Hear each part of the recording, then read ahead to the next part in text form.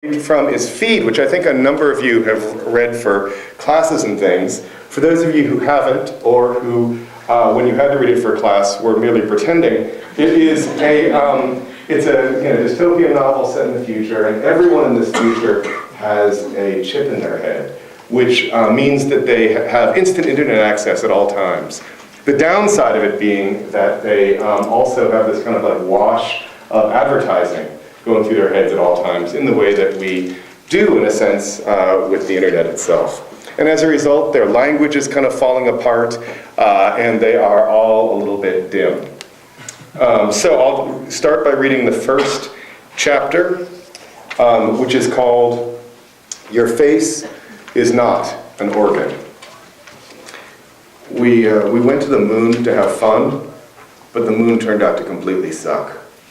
We went on a Friday because there was shit all to do at home.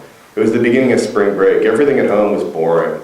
Link Arwicker was like, I'm so null. Oh, I forgot to say that everyone speaks in an irritating slang also. And for those of you who read it and found that slang irritating, I should mention that I wanted to create a certain feeling of claustrophobia in the language, the sense that they can't really express things about their world because, in fact, their language is so claustrophobic and irritating. So I apologize if it made you angry, but unfortunately that really kind of was, I guess I was aiming to displease my reader, which suggests why it is perhaps that Roger had to make a plea for, for my financial health. Anyway, so everything at home was boring. Link Arwicker was like, I'm so null, and Marty was all, I'm null too, unit, but I mean we're all pretty null because for the last hour we've been playing with 3 uninsulated wires that were coming out of the wall. We were trying to ride shocks off them. So Marty told us that there was this fun place for low gravity on the moon. Low grav can be kind of stupid, but this was supposed to be good. It was called the Ricochet Lounge. We thought we'd go there for a few days with some of the girls and stay at a hotel and go dancing. We flew up, and our feeds, the feeds are the chips in people's heads, the feeds were burbling all sorts of things about where to stay and what to eat. It sounded pretty fun, and at first there were lots of pictures of dancing and people with romper gills and metal wings, and I was like, this will be big, really big. But then I guess I wasn't so skip when we were flying over the surface of the moon itself, because the moon was just like it always is after your first few times there. When you get over being like, whoa, unit, the moon, the goddamn moon.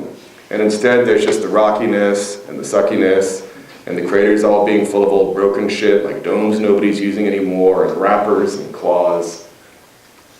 The thing I hate about space is that you can feel how old and empty it is. I don't know if the others felt like I felt about space, but I think they did because they all got louder. They all pointed more and squeezed close to Link's window.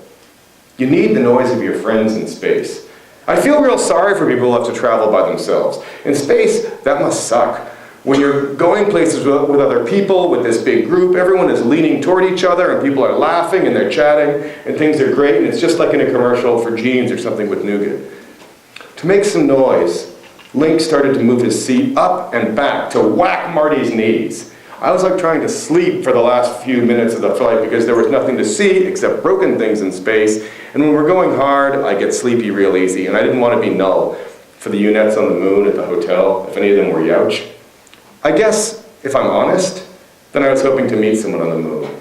Maybe part of it was the loneliness of the craters, but I was feeling like it was maybe time to hook up with someone again because it had been a couple months. At parties, I was starting to get real lonely, even when there were other people around me. And it's worse when you leave. Then there's that silence when you're driving home alone in the up car, and there's nothing but the feed telling you, this is the music you heard. This is the music you missed. This is what is new. Listen. And it would be good to have someone to download with. It would be good to have someone in the up car with you, flying home with the lights underneath you and the green faces of mothers that you can see halfway through the windows of dropping vans. As we flew across the surface of the moon, I couldn't sleep. Link was playing with the seat like an asshole. He was moving it forward and backward. Marty had dropped his bird, these fake birds that were the big spit, and lots of people had them, and Marty's bird was floating off because there was hardly any gravity, and whenever he leaned out to get his bird, Link would slam his seat back, like make hard, and it would go bam on Marty's face, and they would all start laughing. Marty would be all, unit, just wait one, and Link would be, go for it, try it. And Marty would be like, unit, you were so, and then they would be all big laughing, and I felt like a complete bone sprocket for trying to sleep when there was fun. I kept hoping the waitress lady would say something and make them shut up for a minute, but as soon as we got out of Earth's atmosphere, gravitational zone, she had gone all gaga over the duty-free. I didn't want to be sleepy and like all stupid, but I had been drinking pretty hard the night before and had been in Mao, and I was kind of feeling like shit.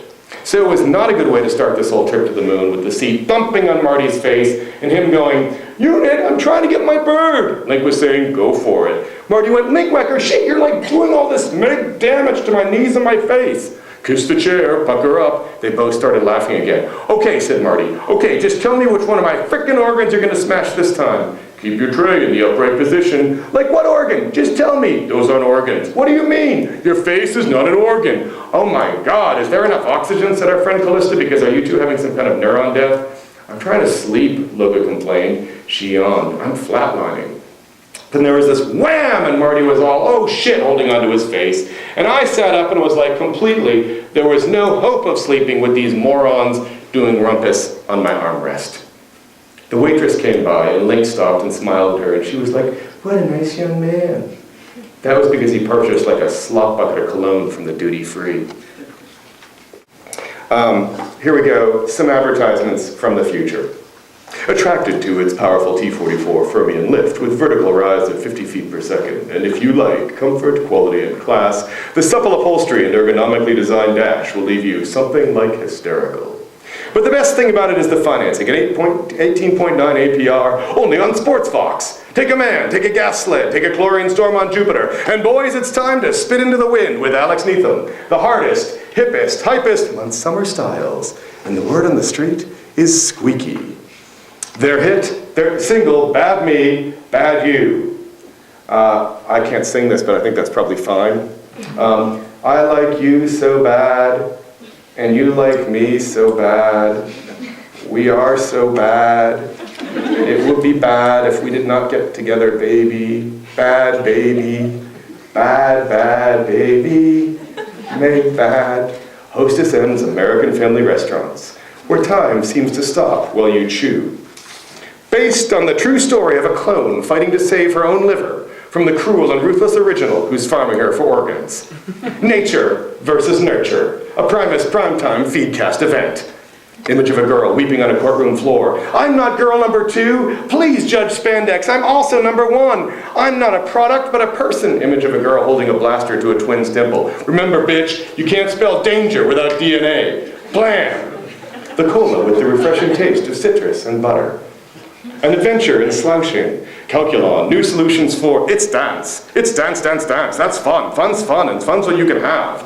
There's nothing to stop you from fun. Do you see the bodies? Can you smell the beat? Then you'll come and roar with us. Come and throw your boots at superstars. Come and thrash in the cool until your head opens up and you see the veins of the people you love, bright as branches against the sky. And burnt in your brain will be all of the fun, and the lights and the Doppler fade of screaming. You heard of the rumble spot. The rumble spot. The rumble spot. An ocean of chaos in the sea of tranquility. I could feel all of my family asleep in their own way around me in the empty house, in our bubble, where we could turn on and off the sun and the stars. And the feed spoke to me real quiet about new trends, about pants that should be shorter or longer, and bands I should know, and games with new levels and stalactites and fields of diamonds, and friends of many colors were all drinking Coke, and beer was washing through mountain passes, and the stars of the oh, wow thing had got lesions, so lesions were hip now, real hip, and mine looked like $1 million. The sun was rising over foreign countries, and underwear was cheap, and there were new techniques to reconfigure pecs, abs, and nipples. And the President of the United States was certain of the future, and at Weatherby and Crotch there was a sale banner, and nice rugby shirts, and there were pictures of freckled prep school boys and girls in chinos, playing on the beach, and dry humping in the eelgrass. And as I fell asleep, the feed murmured to me, again and again, all shall be well, and all shall be well, and all manner of things shall be well. So that's feed.